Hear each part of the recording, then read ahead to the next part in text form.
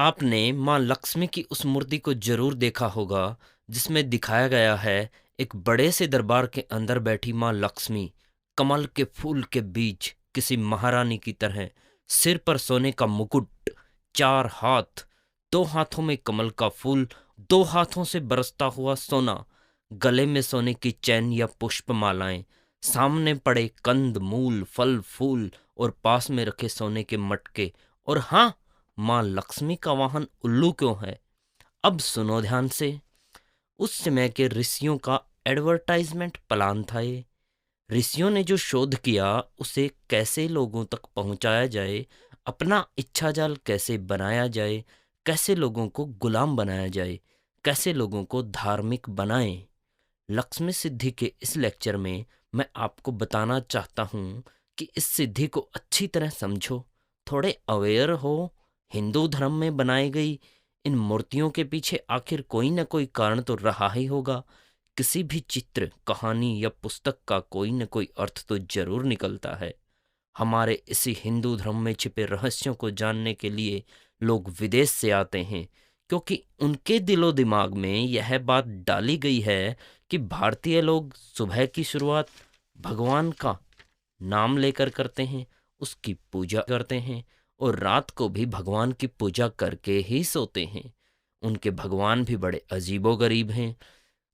किसी के पास त्रिशूल और डमरू है तो किसी इंसान के सिर की जगह हाथी है।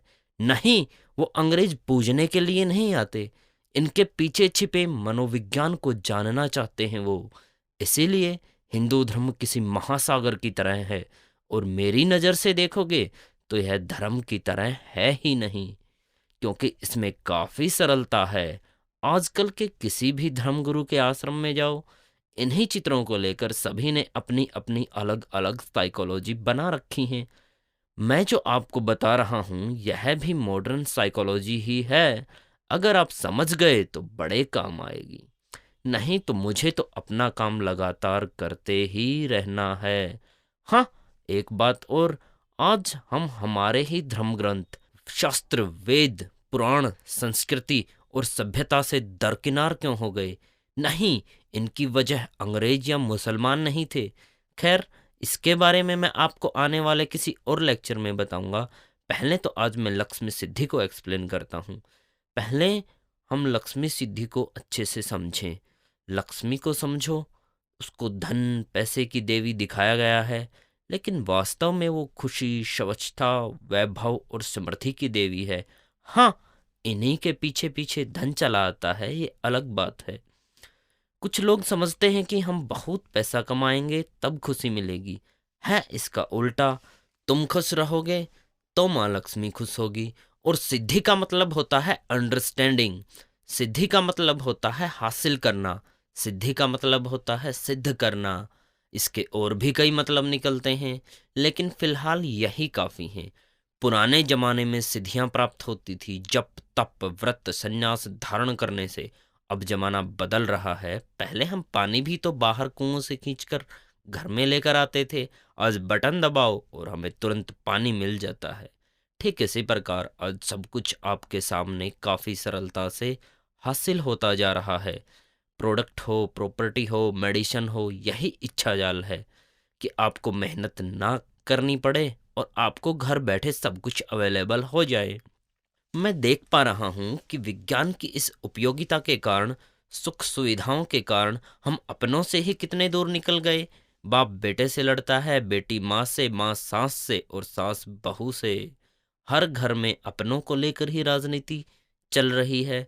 जरा सोचो, हमें जीना 100 साल तक भी नहीं और बैर 1000 सालों का पाल रखा है।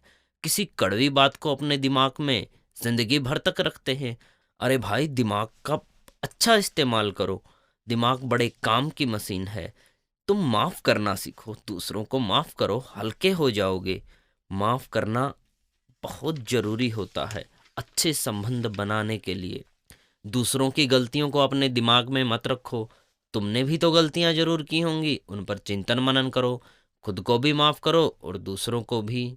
अब आप थोड़े अवेयर होकर अपने मत मतांतरों को एक साइड में रखकर अपनी रूढ़िवादिता को हटाकर ध्यान से सुनो। एक समय था जब ज्ञान बिल्कुल वायु की तरह हल्का था और आकाश की तरह विराट। तब हमारे पास केवल ज्ञान ही था, शिक्षा नहीं थी।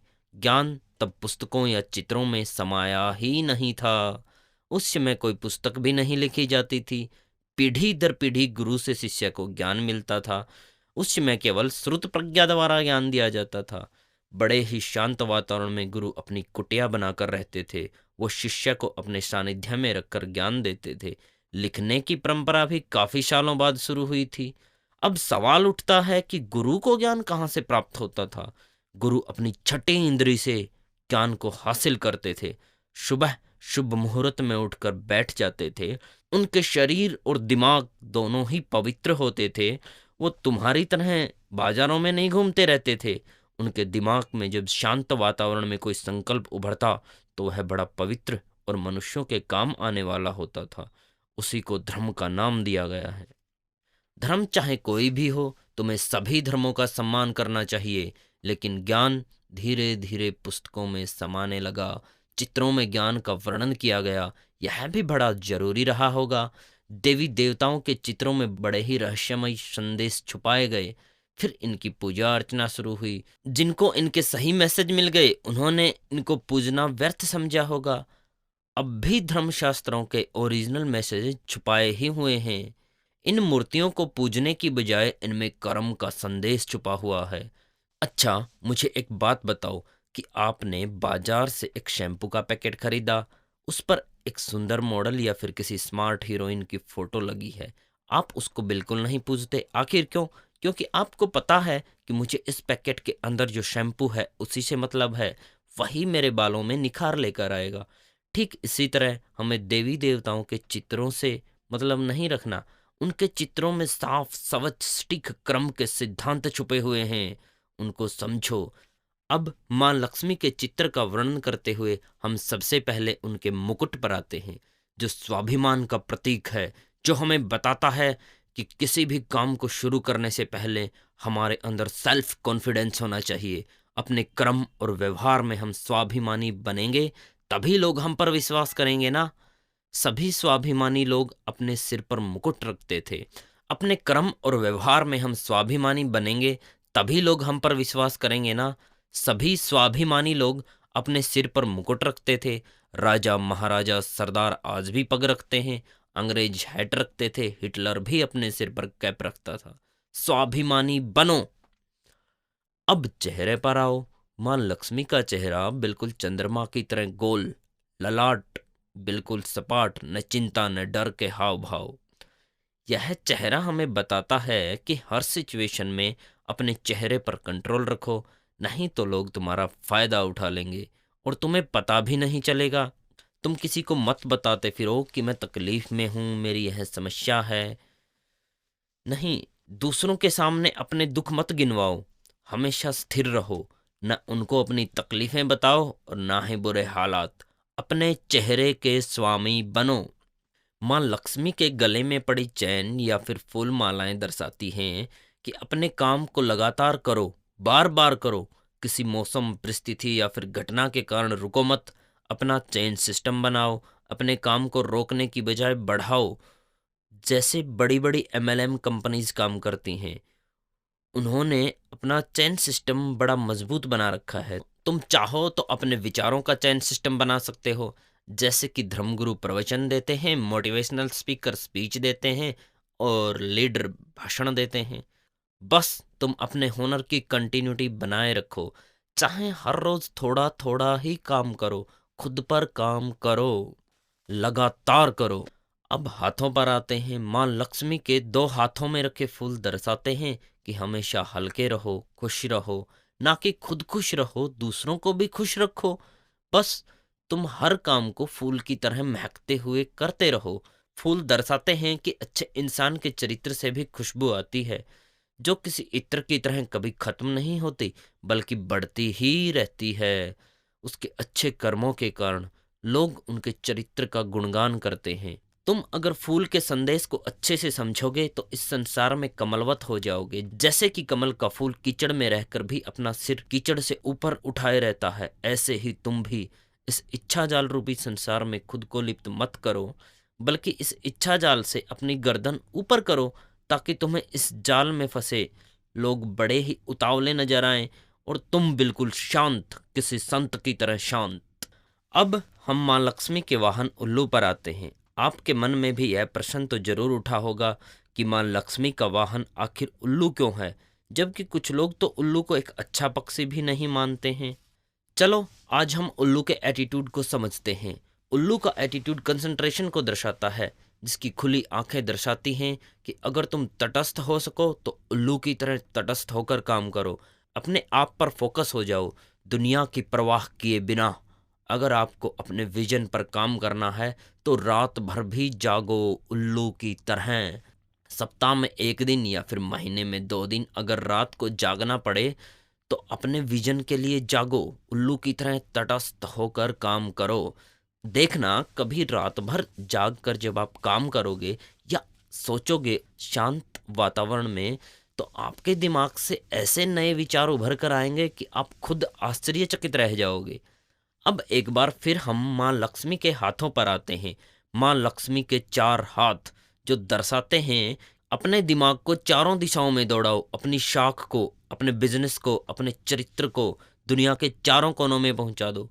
तुम्हें खुद भी अगर देश विदेश में जाना पड़े तो बिना श्रम किए पहुंच जाओ, वर्ल्ड वाइड सोचो। तभी तुम्हें यह दुनिया बड़ी छोटी नजर आएगी, तभी तुम बड़ा सोच पाओगे। मैं कहता हूं इस दुनिया में प्राप्त करने के लिए भगवान ने इतना कुछ दिया है और तुम थोड़े से ही संतुष्ट क्यों हो गए? जब यहाँ अथाह है तो अथाह की तरफ पीठ करके क्यों खड़े हो? अथाह की तरफ जाओ, अपने इनकम के 4 4 सोर्स बनाओ। अगर हेल्प चाहिए तो मुझसे लो, इस सिद्धि को सीखो। मैं तो बस पुराने शास्त्रों को पढ़ता हूँ, उन पर चिंतन मनन करता हूँ। बस मैं अपने दिमाग की क्रिएटिविटी को जिंदा रखता हूँ और उसमें से आपके काम के लायक उसको काफी आसान बनाकर मैं आपको दे रहा हूँ। इसी कारण मैं अपनी क्षणभंगुरता को भी समझ चुका हूँ कि मैं इस विराट संसार में केवल क्षणभंगुर ही हूँ। मैं दान के उस महत्व को भी समझ गया हूँ, मैं दान के उस विज्ञान को भी समझ गया हूँ कि जरूरतमंद को दान दो। जितना बांटते हैं उससे 1000 गुना होकर हमारे पास लौटता है। माँ लक्ष्मी के दोनों हाथों से बरसता हुआ सोना यही दर्शाता है कि तुम दान दो, बांटो, लुटाओ, क्योंकि देने वाले को ही मिलता है।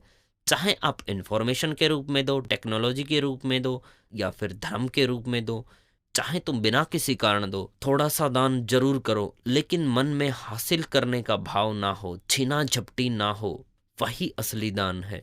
कुत्ते को रोटी दो, गाय को हरा चारा दो, किसी पक्षी को दाने डालो, चिट्टी को आटा दो, क्योंकि आपके पास लौटकर आएगा। न आने की कोई वजह ही नहीं है, यह अटल सत्य है। अब हम आज के जमाने में आते हैं। जिस तरह के जमाने में आज हम जी रहे हैं, मुझसे स्टूडेंट आकर पूछते हैं कि किसी बिजनेस को कैसे करें, कैसे उसमें सफलता हासिल करें। देखो, तुम्हारे दिमाग के अंदर यह विचार भी दूसरों का लाइफस्टाइल देखकर ही आया है। मैं आपको बताना चाहूँगा, जब भी कोई नया बिजनेस स्टार्ट करना हो या फिर किसी नए काम की शुरुआत करनी हो, तो उसके पास्ट के बारे में थोड़ी जानकारी जरूर लें। उससे होगा ये कि आपको अंदाजा आ जाएगा इस काम में पास्ट में क्या क्या कमियां थी और उस समय में इसकी कितनी डिमांड थी, उस टाइम की मार्केटिंग प्लान क्या थी, एडवर्टाइजमेंट प्लान क्या थी, और भी बहुत कुछ आपको क्लियर होना चाहिए। फिर आप इसको आज की डिमांड और सप्लाई से जोड़ोगे तो आपको काफ़ी आसानी रहेगी। यह ठीक वैसे ही है जैसे तुम पहली बार किसी हिस्टोरिकल प्लेस पे जाते हो तो वहाँ जानने की इच्छा रहती है कि यह सीढ़ी इतनी अंदर की तरफ क्यों जा रही है, इस गुफा का क्या प्रयोग था, यह दरवाज़ा इतना बड़ा कैसे बनाया होगा, बिना मशीनों के इतनी बड़ी और भव्य इमारत का निर्माण कैसे संभव है। मान लीजिए कि आपको अपनी खुद की कंपनी का एक बिस्कुट बनाना है, तो आप उस बिस्कुट से बिल्कुल अलग बनाओगे ना, जो आजकल मार्केट में चल रहा है। कुछ डिफरेंट बनाने का विचार दिमाग में क्रिएट करने से पहले आप सोचो या इंटरनेट पे जाकर सर्च करो कि दुनिया में सबसे पहले बिस्कुट किसने बनाया। उससे पहले लोग बिस्कुट की जगह क्या खाते थे, क्या इंसान को वास्तव में इस प्रोडक्ट की जरूरत थी, या फिर एक बिजनेसमैन ने अपना इच्छा जाल बनाया और लोगों को अपना बिस्कुट खाने की आदत डाल दी। हाँ हाँ हाँ, बिल्कुल ठीक ऐसे ही सोचता है एक नया शोधकर्ता। नहीं, तुम केवल मोटिवेशनल वीडियोस देखकर या फिर कोई बुक पढ़कर किसी काम में हाथ मत डालो, बल्कि पूरा शोध करो। आराम से सोचो, खुद को टाइम दो, तभी तुम्हारे दिमाग की क्रिएटिविटी जागेगी, तुम दूरदृष्टा बन जाओगे। तुम्हें मालूम होने लगेगा कि आने वाला समय किस लेटेस्ट बिजनेस का है। हर क्षण नए विचारों पर काम करो। आपको अच्छे से पता है, बिस्कुट खाने से पहले लोग चपाती खाते थे, या फिर अपनी परंपरा के अनुसार चावल, या फिर कोई वेज नॉन वेज। एक बिजनेसमैन ने बिस्कुट बनाने के आइडिया को पावर दी, साधन जुटाए, उसने काफ़ी मेहनत की और लोगों को एडवर्टाइजमेंट के माध्यम से बिस्कुट मिल गया। लोग सोचने लगे कि बिस्कुट तैयार माल है और चपाती बनानी पड़ती है। यही इच्छा जाल है। इच्छा जाल का मकसद यही है कि वह तुम्हें मेहनत नहीं करने देगा और तुम्हारा स्वास्थ्य छीन लेगा। कोई आदमी है जो आज भी बिस्कुट नहीं खाता, वह इच्छा जाल से बाहर है। उसको पता है बेसिक नीड चपाती है, वह काफी है, वह समझदार इंसान है। तुम इच्छा जाल में फंसे हो ना। तुम कहोगे कि वो ब्रांडेड बिस्कुट नहीं खाया तो क्या जीना। बेटे, तुम फंस गए, अभी और फंसोगे। तुम्हें भी पता है कि चपाती संपूर्ण आहार है, लेकिन तुम्हें टेस्ट चाहिए। चलो एक एग्जाम्पल और लेते हैं। जैसे कि हमारे दादा, परदादा या पापा पुराने जमाने में अपनी पढ़ाई करते थे तो रात को लालटेन या छोटे दिए की रोशनी में पढ़ते थे। फिर एक बिजनेसमैन ने बल्ब का आविष्कार किया, दूसरे ने बल्ब की हत्या कर दी, ट्यूबलाइट आ गई। तीसरे ने सीएफएल बना दी और अगले बिजनेसमैन ने सीएफएल की हत्या कर दी और एलईडी बल्ब बना दिया। अब हो सकता है वो आप हैं जो एलईडी को खत्म कर दोगे और आपके प्रोडक्ट की वैल्यू मार्केट में आ जाएगी। ऐसे सोचो, तुम हेल्दी सोच पाओगे। आज लोगों ने अपनी बुद्धि से और अपनी ज़रूरत के अनुसार बिजनेस की अलग अलग डेफिनेशंस बना रखी हैं। किसी के लिए कुछ बिजनेस है तो किसी के लिए कुछ और। हाँ, ऐसा ही होना चाहिए। आप बिजनेस शब्द को अच्छे से समझो तो इसमें छुपा हुआ है बिजी और नेंस, यानी कि आपका प्रोडक्ट या आपके विचार लोगों को बिजी रखें ताकि उनको आदत हो जाए। अगर ऐसा आप कर पाते हो तो समझो आपका बिजनेस चालू हो गया। थोड़ा एडवांस सोचो, जैसे कि व्हाट्सएप, फेसबुक के सीईओज जैसे लोगों ने सोचा। आज आप खुद देख लो, हम उनके प्रोडक्ट से किस कदर चिपके हुए हैं। आज जमाना काफी बदल रहा है। जो किताबों में लिख दिया वही सत्य मान के मत बैठो। तुम भी तो किसी सत्य को खोज सकते हो।